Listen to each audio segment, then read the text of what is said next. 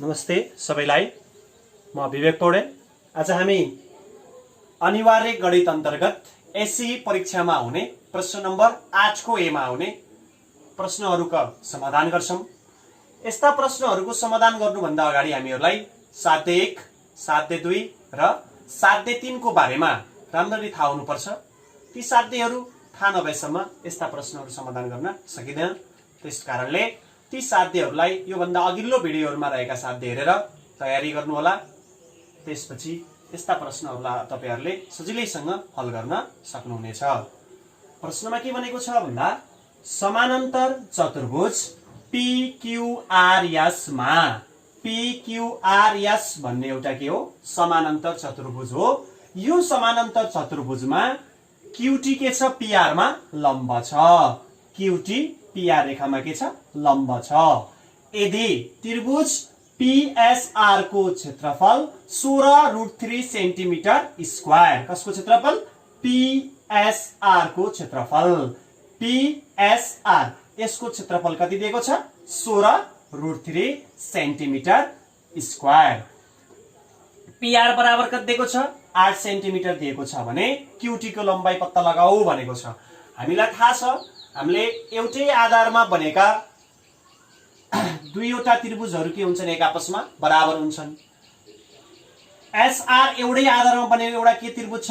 PSR भन्ने एउटा त्रिभुज छ। अर्को त्रिभुज के छ? PQR छ। यो त्रिभुजको क्षेत्रफल जति हुन्छ यताको त्रिभुजको क्षेत्रफल पनि कति हुन्छ? त्यति नै हुन्छ। हामीले यो कुरा साध्य 3 मा अध्ययन गरिसकेका छौं। त्यसैले पहिला मैले यहाँबाट दिएका कुराहरु लेख्न गए। त्रिभुज PSR को क्षेत्रफल 16√3 सेन्टिमिटर स्क्वायर। त्रिभुज PSR को क्षेत्रफल बराबर 16√3 सेन्टिमिटर स्क्वायर। त्यसपछि PR को मान कति दिएको छ? 8 सेन्टिमिटर। PR बराबर 8 सेन्टिमिटर। मैले अघि भनिसके PSR को क्षेत्रफल कति हुन्छ भन्दा PSR को क्षेत्रफल बराबर PQR को क्षेत्रफल हुन्छ। किन भन्दा एउटै आधारमा बनेका दुईवटा त्रिभुजको क्षेत्रफल पनि के हुन्छ? एक आपसमा बराबर हुन्छ। त्यही कुरा लेख्न गए। त्रिभुज PSR को क्षेत्रफल बराबर त्रिभुज PQR को क्षेत्रफल। PSR को क्षेत्रफल र PQR को क्षेत्रफल एक आपसमा बराबर हुन्छ। PSR को क्षेत्रफल कति हो? 16√3 सेन्टिमिटर स्क्वायर। यसको क्षेत्रफल यहाँ लेखियो। यो जस्ताको त्यस्तै सार्नु होला। अब हामीलाई कति थाहा भयो? त्रिभुज PQR को क्षेत्रफल भन्ने कति हो? 16√3 सेन्टिमिटर स्क्वायर। हामीलाई PQR को क्षेत्रफल थाहा भयो। अब हामीलाई मान यो त्रिभुजको होइन, हामीलाई मान के को सोधेको छ? QT को लम्बाई, यो माथिको लम्बाई सोधेको छ। अब हामीलाई अझै अर्को कुरा पनि के थाहा छ भने त्रिभुजको क्षेत्रफलको सूत्र के हो भन्दा 1/2 आधार इन्टु उचाइ। त्यसैले मैले के गरे? PQR को क्षेत्रफल सूत्र लगाए। त्रिभुज PQR को क्षेत्रफल बराबर 1/2 इन्टु आधार इन्टु उचाइ। आधार भनेको PR, उचाइ भनेको QT। 1/2 को 1/2, PR भनेको 8 दिएको छ इन्टु QT जस्ताको त्यस्तै। 8 लाई 2 ले भाग गर्दा कति आयो? 4। यो जस्ताको त्यस्तै सारियो 16√3 लाई। 16√3 = 4 इन्टु QT। गुणनमा छ, बराबर भन्दा अगाडि आउँदा केमा गयो? भागमा। 16 लाई 4 ले भाग गर्दा 4√3 = QT। त्यसकारण QT बराबर कति आयो? 4√3 सेन्टिमिटर। ल यो प्रश्नलाई हेर्नुस् र कपीमा उतार्नुस्। त्यसपछि अर्को प्रश्नको समाधान गर्छौं।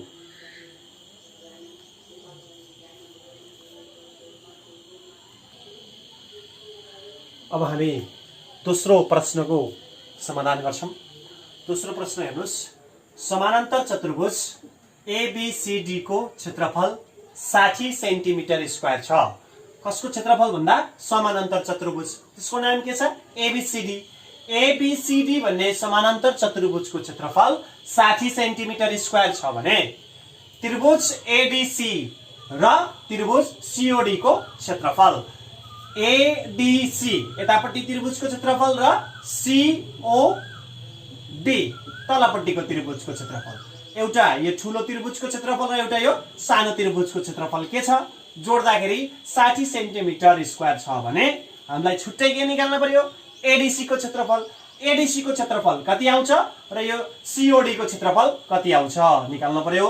त्यसको लागि यहाँ दिएका कुराहरूलाई मैले यहाँ लेखे। पहिला सच समानान्तर चतुर्भुज एबीसीडी को क्षेत्रफल 60 सेन्टिमिटर स्क्वायर, त्यसपछि एडीसी को क्षेत्रफल र सीओडी को क्षेत्रफल कति दिएको छ 60 सेन्टिमिटर स्क्वायर। दुईटैको क्षेत्रफल जोडेर दिएको छ, त्यही भएर दुईटैलाई जोड्दा कति भयो 60 सेन्टिमिटर स्क्वायर। हामीले यो साध्यमा पढिसकेका छौं। साध्यमा के पढेका छौं भन्दा एउटा समानान्तर चतुर्भुजलाई बीचबाट विकर्णले काट्यो भने दुईटै त्रिभुजको क्षेत्रफल के हुन्छ एक आपसमा बराबर हुन्छ। एबीसीडी भन्ने समानान्तर चतुर्भुजलाई एसी विकर्णले काट्यो भने एडीसी को क्षेत्रफल कति आउँछ भन्दा पुरै समानान्तर चतुर्भुजको क्षेत्रफलको आधा के हुन्छ एडीसी हुन्छ। त्यही कुरा मैले यहाँ लेख्न गए। त्रिभुज एडीसी को क्षेत्रफल कति भन्दा 1/2 समानान्तर चतुर्भुज एबीसीडी को क्षेत्रफल। सच एबीसीडी को क्षेत्रफललाई आधा गर्ने हो भने के भन्छ एडीसी को क्षेत्रफल बन्छ। कारण के त भन्दा एबीसीडी को विकर्ण के भएकाले एसी भएकाले। समानान्तर चतुर्भुज एबीसीडी को विकर्ण के हो एसी भएकाले। एबीसीडी भन्ने समानान्तर चतुर्भुजको विकर्ण एसी। यही विकर्णको कारणले गर्दा के भयो दुईटा त्रिभुज भयो। यो त्रिभुजको क्षेत्रफल पनि सचको आधा, यो त्रिभुजको क्षेत्रफल पनि के भयो यो सचको आधा हुन्छ। मैले अहिले यताको त्रिभुजको मात्र कुरा गरेको छु। त्रिभुज एडीसी को क्षेत्रफल समानान्तर चतुर्भुजको क्षेत्रफलको आधा हो। 1/2 को 1/2 समानान्तर चतुर्भुज एबीसीडी को क्षेत्रफल। यसको क्षेत्रफल कति छ 60। 60 लाई 2 ले भाग गर्दा कति आउँछ 30 सेन्टिमिटर स्क्वायर। त्रिभुज एडीसी को क्षेत्रफल आयो। अब मैले यसको प्रयोग गरे, यसको यसलाई लेखे मैले यहाँ। त्रिभुज एडीसी को क्षेत्रफल प्लस त्रिभुज सीओडी को क्षेत्रफल। हामीसँग एडीसी को क्षेत्रफल कति आइसक्यो 30 सेन्टिमिटर स्क्वायर आइसक्यो। एडीसी को क्षेत्रफल आइसक्यो। यसको ठाउँमा मैले के लेखे 30 सेन्टिमिटर स्क्वायर। प्लस को प्लस हामीलाई यसको मान निकाल्ने हो। यो जस्ताको त्यस्तै राखे। बराबरको बराबर 60 को 60 प्लस 60 उता जाँदा के भयो सरी प्लस 30 उता जाँदा के भयो -30। 60 - 30 गर्दा कति आयो 30 सेन्टिमिटर स्क्वायर। त्यसकारण सीओडी को क्षेत्रफल कति आयो हामीसँग 30 सेन्टिमिटर स्क्वायर। ल यसलाई पनि कपीमा उतार्नुस्। यसपछि हामी पुनः अर्को प्रश्नको समाधान गर्नेछौं।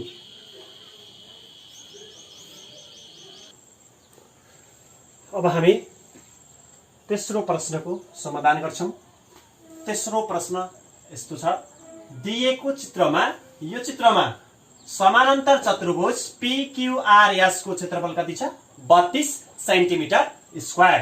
पीक्यूआरएस एउटा के हो एउटा समानान्तर चतुर्भुज हो जसको क्षेत्रफल कति रहेको छ 32 सेन्टिमिटर स्क्वायर छ भने त्रिभुज एसपीक्यू र त्रिभुज पीक्यूटी को क्षेत्रफल पत्ता लगाऊ भन्ने छ हामीलाई। त्रिभुज के एसपीक्यू भन्ने एउटा के हो त्रिभुज हो अरे, त्यसको क्षेत्रफल निकाल्ने, त्यसपछि गएर पीक्यूटी को क्षेत्रफल निकाल्ने। पीक्यूटी को क्षेत्रफल त्यसको लागि मैले के गरे भन्दा यो चित्रमा रचना एस र क्यू के गरौ जोडौ।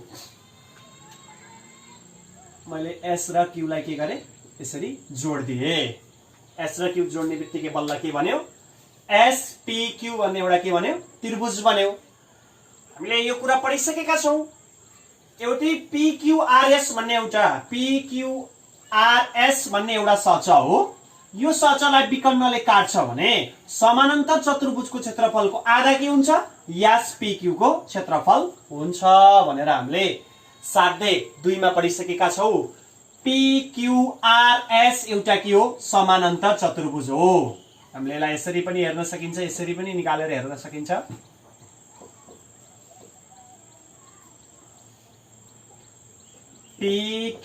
पीक्यूआरएस एउटा के हो समानान्तर चतुर्भुज हो। यो समानान्तर चतुर्भुजलाई विकर्णले काटेको छ।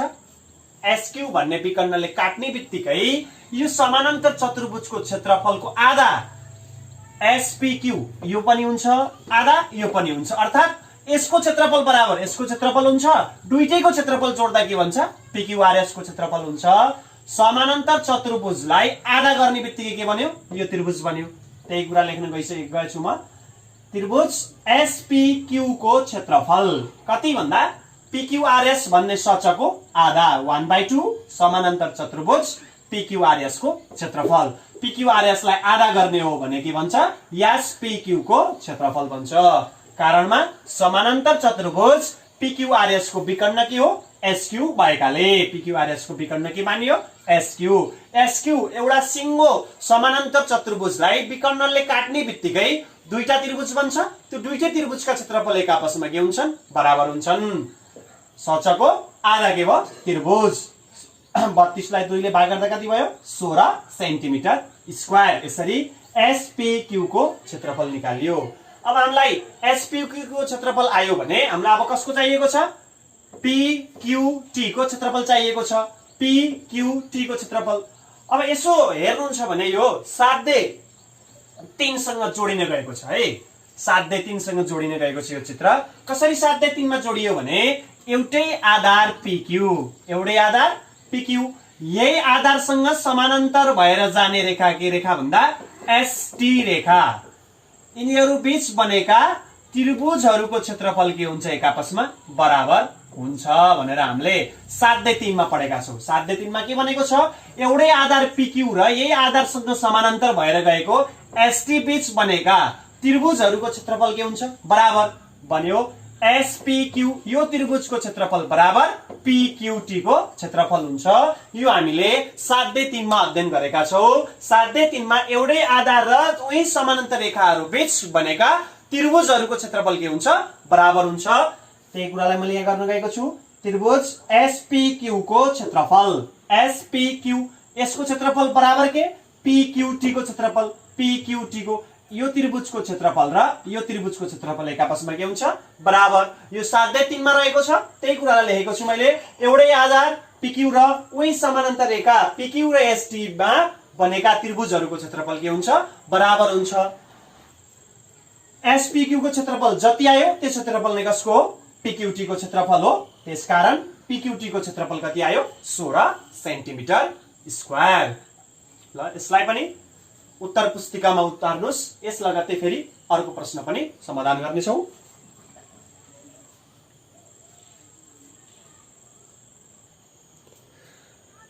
ल विद्यार्थी भाइ बहिनीहरु, अब हामी चौथो प्रश्नको समाधान गर्छौं। दिएको चित्रमा, यो चित्रमा के दिएको छ भन्दा एलएमके को क्षेत्रफल कति भन्दा 24 सेन्टिमिटर स्क्वायर। त्रिभुज एलएमके यो त्रिभुजको के दिएको छ? क्षेत्रफल दिएको छ। अनि अर्को आइएन इक्वल टु 8 सेन्टिमिटर। आई देखि एन सम्म यो भुजा कतिको छ? 8 सेन्टिमिटर को छ भने आईएल को लम्बाई कति होला? आईएल को लम्बाई कति होला सोधेको छ। पहिला दिएको कुरा लेख्ने। त्रिभुज एलएमके को क्षेत्रफल 24 centimetre square. IN equal to 8 centimetre. IL equal to what? हामीले पढिसकेका छौं। एउटै आधारमा बनेका एमजे भन्ने आधारमा एउटा त्रिभुज छ, एउटा के को छ? समानान्तर चतुर्भुज छ भने समानान्तर चतुर्भुजको क्षेत्रफलको आधा के हुन्छ? त्रिभुजको क्षेत्रफल हुन्छ। हामीले यो कुरा कहाँ पढ्यौं? 7/2 मा पढिसकेका छौं। हेर्नु, एमजे भन्ने यो आधार र उही समानान्तर रेखा एलके मा एउटा एलएमके भन्ने यो त्रिभुज बनेको छ र यो एउटा के हो? सच। यो सचको क्षेत्रफलको आधा के हुन्छ? एलएमके भन्ने त्रिभुज हुन्छ। त्यही भएर त्रिभुज एलएमके को क्षेत्रफल कति भयो? आधा कसको? समानान्तर चतुर्भुज एलआईजेके को क्षेत्रफल। यो हामीले 7/2 मा पढेका हौं। समानान्तर चतुर्भुजको क्षेत्रफलको आधा के हुन्छ? त्रिभुजको क्षेत्रफल। एलआईजेके भन्ने एउटा समानान्तर चतुर्भुज हो। यो समानान्तर चतुर्भुजको आधा के भयो? एलएमके हुन्छ। किन? एउटै आधार एमजे र यही आधारसँग समानान्तर भएर जाने रेखा एलके मा एउटा त्रिभुज र सच बनेको छ। त्यही भएर सचको आधा के हुन्छ? त्रिभुज हुन्छ। त्यही कुरा लेखेको छु। एउटै आधार र उही समानान्तर रेखामा बनेका त्रिभुज र समानान्तर चतुर्भुज भएकोले। त्रिभुज एलएमके को क्षेत्रफल कति 24 बराबर 1/2 को 1/2 सच एलआईजेके को क्षेत्रफल यो जस्ताको त्यस्तै बराबर छ। यता 2 छ, यता 1/2 छ, यसको तल केही छैन भनेको 1 1 1 छ, 1/1 लेख्नु परेन। 24 दुना 48। त्यसकारण समानान्तर चतुर्भुज एलआईजेके को क्षेत्रफल कति आयो 48 सेन्टिमिटर स्क्वायर। हामीलाई सचको क्षेत्रफल थाहा भयो। सचको क्षेत्रफलको सूत्र पनि पढिसकेका छौं हामीले। समानान्तर चतुर्भुजको क्षेत्रफलको सूत्र के हो आधार इन्टु उचाइ। समानान्तर चतुर्भुज एलआईजेके को क्षेत्रफलको सूत्र के हो आधार इन्टु उचाइ। हेर्नुस् एलआईजेके यो एउटा के हो समानान्तर चतुर्भुज हो। यो समानान्तर चतुर्भुजमा यसरी हामीले यसरी चित्रलाई निकालेर पनि गर्न सकिन्छ। एलआईजेके भन्ने यो एउटा के हो समानान्तर चतुर्भुज हो। यसरी काटिएको छ आइएन।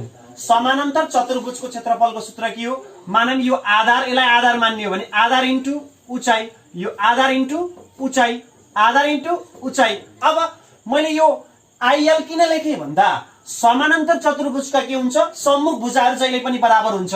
यो भुजा जतिको हुन्छ यो भुजा पनि त्यति नै हुन्छ। यो भुजा जत्रो हुन्छ यो भुजा पनि त्यत्रै हुन्छ। किन भन्दा यो एउटा के हो समानान्तर चतुर्भुज हो। त्यही भएर मैले के गरे यसलाई लेख्दिएको छु सिधै डाइरेक्ट आइएल को मान निकाल्न सजिलो हुन्छ। नभए तपाईहरुले यहाँ लेख्न सक्नुहुन्छ समानान्तर चतुर्भुज एलआईजेके को क्षेत्रफलको सूत्र आधार केजे इन्टु उचाइ आइएन भनेर लेख्न सक्नुहुन्छ। मैले के गरेको छु यो बराबर यो हुन्छ त्यही भएर डाइरेक्ट यसको मान प्रश्नले निकाल्न भनेको थियो। त्यही भएर यही कुरालाई लेखेको छु। तपाईहरुले यसो गर्न पनि सक्नुहुन्छ। आधार इन्टु उचाइ हो। आधार यो मान्नुस् केजे र उचाइ आइएन गर्नुस् र फेरि मान फर्काउँदा पनि हुन्छ। अब यस्तै गरी लेख्दा पनि हुन्छ। आधार केजे को ठाउँमा मैले के लेखे आइएल आइएल इन्टु उचाइ आइएन। यसको क्षेत्रफल हामीले कति निकाल्यौं 48 इजिकल टु आइएल इन्टु 8। गुणनयता आउँदा केमा आयो भागमा।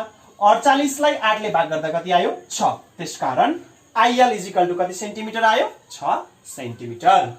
ल यसलाई पनि हेर्नुस् सार्नुस् फेरि यस लगत्तै अर्को प्रश्न पनि हल गर्छौं हामीले।